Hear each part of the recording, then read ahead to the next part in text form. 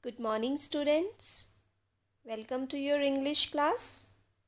In our previous video, we started poem number 1, The Road Not Taken by Robert Frost. We discussed the theme of the poem and covered the first two stanzas. In today's video, we will be covering stanza number 3 and 4 along with the poetic devices used in the poem. So let's move to stanza number 3. And both that morning equally lay. In leaves no step had trodden black. Oh, I kept the first for another day, yet knowing how way leads on to way. I doubted if I should ever come back. The word trodden means walked over. So in the morning when the poet commenced or started his journey, he realized that the condition of both the roads was same, as no one had walked over this road too. He opted for the second road. The reason was that it appeared to him a better claim because it was grassy and was ready to be explored. But when he continued his journey on the second road for some time, he realized that there is not much difference, or there was not much difference between both the roads. The condition was the same. In leaves no step had trodden black, because the leaves which were fallen on the ground on road 2, they remained uncrushed. No feet had trampled them. No one had walked over those leaves. If people keep on moving and walking over the leaves, if the vehicles move over the leaves, they decompose and they turn into black.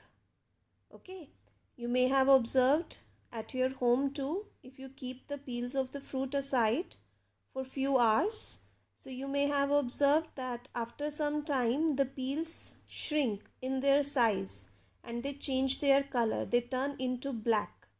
And if you will increase the time more, they will even start producing foul smell. So this is known as the process of decomposing. Those leaves were not decomposed as no one had crushed them. Oh, I kept the first for another day. When the poet had to make up his mind that which road he wanted to choose, he chose the second road and thought that the first road he would take some other day in his life. He tried to console himself. This road I would take some other time in my life. But deep inside the heart, the poet knew that it's always not possible, or it might not be possible for him to ever get a chance to revise his choice or to reverse his decision. That in life, in the journey of life, it is always not possible that we can move or go back into the past and reverse the decision which we have taken. This is not possible in the journey of life. Why? Because one road leads to the other, and other road leads to the other, and there are rare chances that we can relive those movements again, and we can undo we can reverse the circumstances gone by. So it's not always possible in the journey of life to go back into the past and reverse the decision, or to relive those movements, or to undo the circumstances. It is always not possible. Let's move to stanza number 4. I shall be telling this with a sigh. Somewhere ages and ages hence, two roads diverged in a wood, and I took the one less travelled by, and that has made all the difference. The word sigh means deep breath, and hence means here in the future.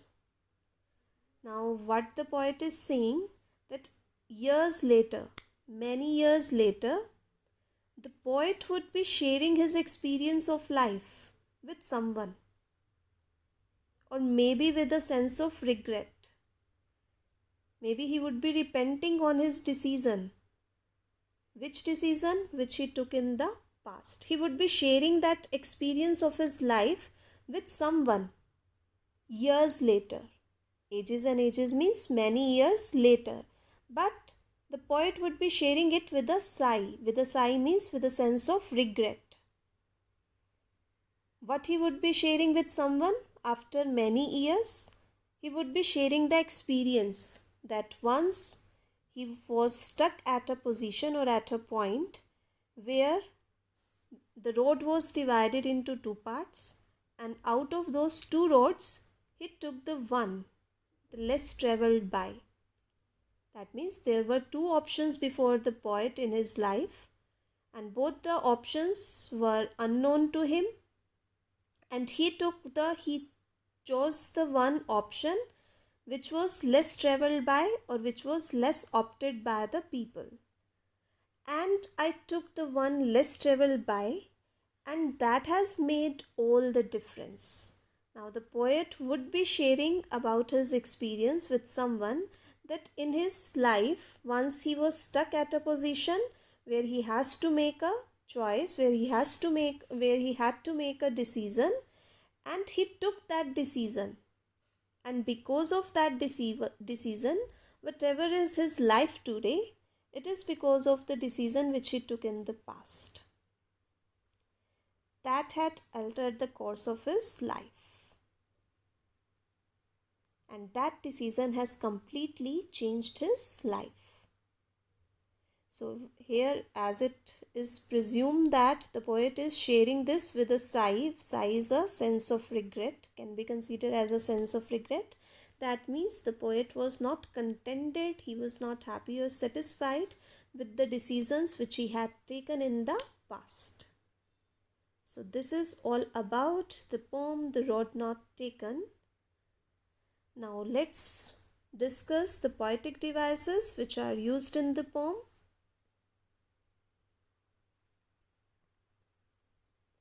The first poetic device which is used in the poem is imaginary.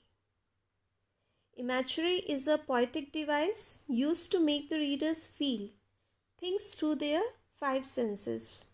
If you are reading a content, or if you are reading something and it arouses or it stimulates any of your five sense organs or the senses, then it's that device. Okay, when you start seeing those things in front of your eyes, when you start having that taste in your mouth, if I take the name of chocolava cake and you get the taste of that in your mouth, so that is an imagery, because you have visualized those things in your imagination.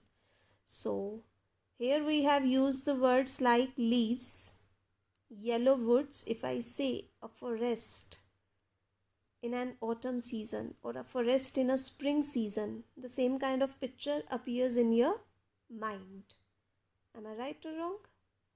If I say the foggy morning, so you may have visualized a foggy morning in your mind. That means the phrase has stimulated your visualization. The second one is symbolism.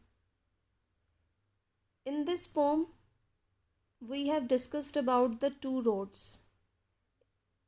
In particularly, it is not about the roads. Here the roads represent two or more choices or alternatives or options which are available in front of us. So the roads does not mean roads only. It means the options, alternatives or the choices regarding anything which are there in front of us. The third one is simile.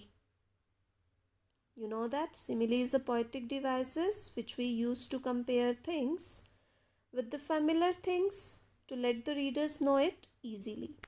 And there are two words which are used in simile. One is the word as and the other one is like. So these two words are used in simile. Here is one example of simile poetic device given in the poem. As just as fair. Okay, so this is an example of simile. Next one is alliteration. Alliteration is a poetic device in which there are many words which are starting with the same consonant sounds. The example given in the poem is grassy and wanted wear. We can see wanted, wear. Both are starting with a consonant known as W. So that is an example of alliteration. Next one is anaphora. Anaphora is a poetic device in which the consecutive lines start with either the same word or it could be a phrase. When any consecutive lines, more than 2 or 3 lines, if their first word or the phrase is same, so that poetic device is known as, what you can say, anaphora. You want to see it? In stanza number 1, line 2, 3 and 4, these 3 lines are starting with the word and. The first word of these 3 lines is same and, so it's an example of anaphora. The next one is rhyming scheme. I hope you know how to find out the rhyming scheme. Would. The first sound we will give it A. Both. The sound varies from the would. We will give it B. Stood. Stood and would are the similar sounds. We will give it A. Could again resembles stood. A. Both resembles undergrowth. B. So the rhyming scheme of this poem or the stanza would be A, B, A, B. The similar way you can find out the rhyming scheme of any of the poem or any stanzas. So this is all about the poem The Road Not Taken. I hope you would have understood it. If there is any confusion, if there is any query, you can ask me either in the WhatsApp group or in the Zoom class or over the telephone too, over the phone too. Complete the assignment in your fair notebook and have a great day.